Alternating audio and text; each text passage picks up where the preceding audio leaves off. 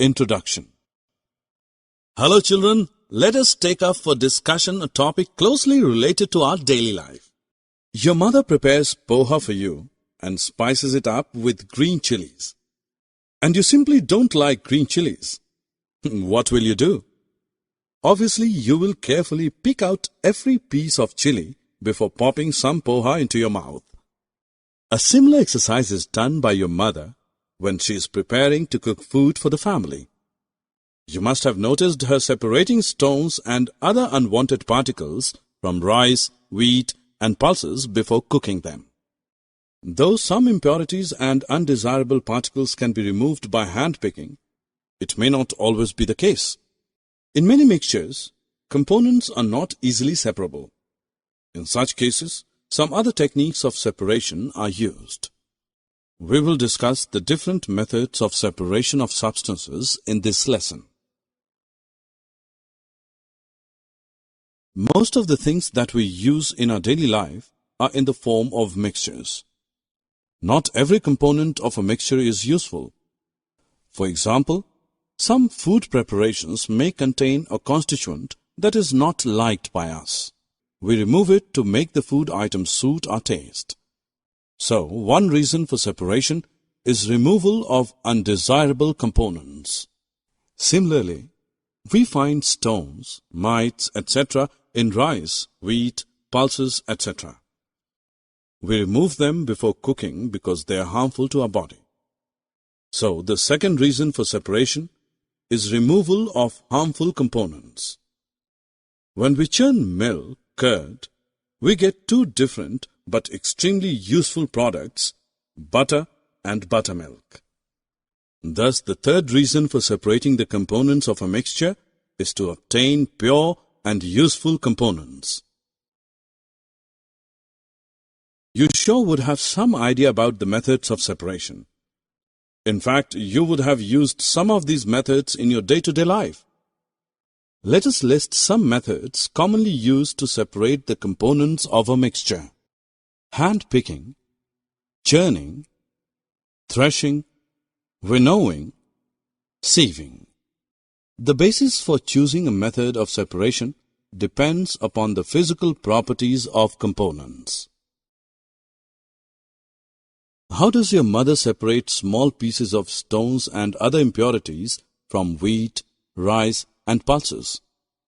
Yes, simply by picking them up by hand, one by one. The method of hand-picking can be used for separating impurities that are easily visible to the naked eye and are present in small quantity in the form of dirt, husk, and stone. This is butter. Do you know how butter is made? When milk is stirred vigorously in a churn, butter is obtained. What liquid left behind is the tasty, nutritive buttermilk that is relished by many as a refreshing summer drink. Do you see that two useful components emerge from a mixture when this method of separation is employed?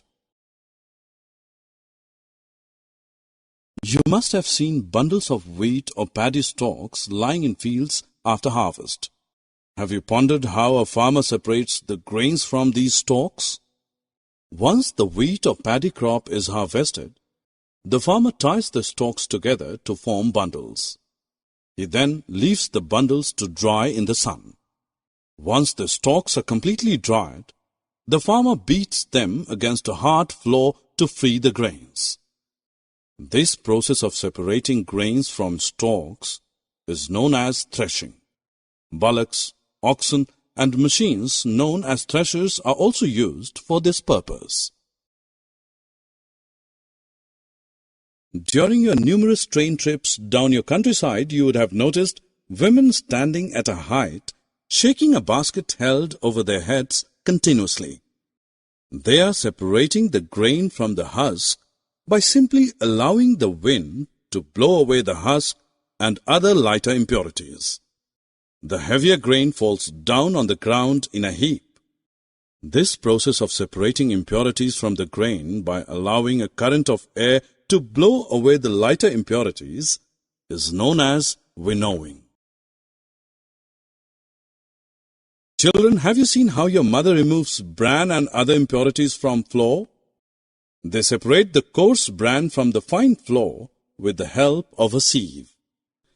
This technique of using a sieve to separate the solid components of different sizes in a mixture is known as sieving. In this method, the mixture is placed on the sieve and shaken. The smaller particles pass through the holes of the sieve to the container placed below and are thus separated from the bigger particles that are retained in the sieve. Summary. Let us summarize what we have learned. The separation of the components of a mixture is done to remove undesirable and harmful components and to obtain pure and useful components.